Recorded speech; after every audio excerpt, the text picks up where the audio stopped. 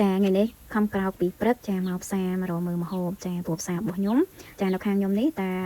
មកថ្ងៃតិចគឺផ្សាររោងអស់ហើយបងចាហើយលក្ខណៈផ្សារកមួនណាបងទាំងអស់គ្នាអញ្ចឹងយើងមកពីព្រឹកតិចមកបានមាន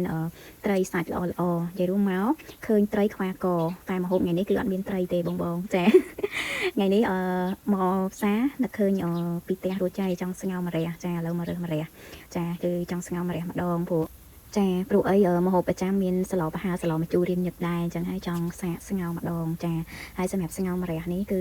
ខ្ញុំស្ងោរគឺអត់មានលូវីងទេបងអើយចានិយាយពីថារសជាតិគឺឆ្ងាញ់ចូលចិត្តសម្បីតាកូនបើរបស់ខ្ញុំក៏គាត់ចូលចិត្តញ៉ាំដែរចារើសបានម្រះហើយបានសាច់ជ្រូក3ជាន់ល្អទៀតបងអើយចាហើយគ្រឿងស្ងោររបស់យើងក៏អត់ភ្លេចដែរជាមួយហើយប៊ីយើហឺស្លឹកខ្ទឹមក្រហមហើយខ្ញុំមានចិញ្ច្រាំជាមួយមីសួរបន្ថែមបន្តិចផងដែរចាហើយរបៀបស្ងោរយើងចិញ្ច្រាំសាច់ហើយយើងញាត់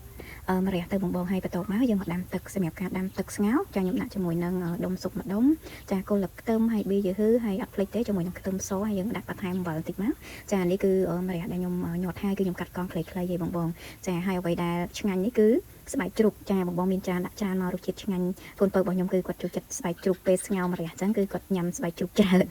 ចាហើយទឹកពុះយើងដាក់ម្រះចូលណាបងចាដាក់ម្រះចូលហើយយើងល្ងាស់វាភ្លើងតិចមកចាល្ងាស់មកសន្ទុះទៅមើលចុចមើលរៀងផុយភ្លុករសជាតិមកល្មមដែលយើងចង់បានហើយជាការស្រេចហើយបើយើងមានត្រីងៀតចាមានអីបន្ថែមមកមុខទៀតកាន់តែបាយបានច្រើនចាហើយសម្រាប់ខ្ញុំស្ងោរម្រះនេះខ្ញុំហូបជាមួយនឹងទឹកស៊ីអ៊ីវដាក់ជាមួយនឹង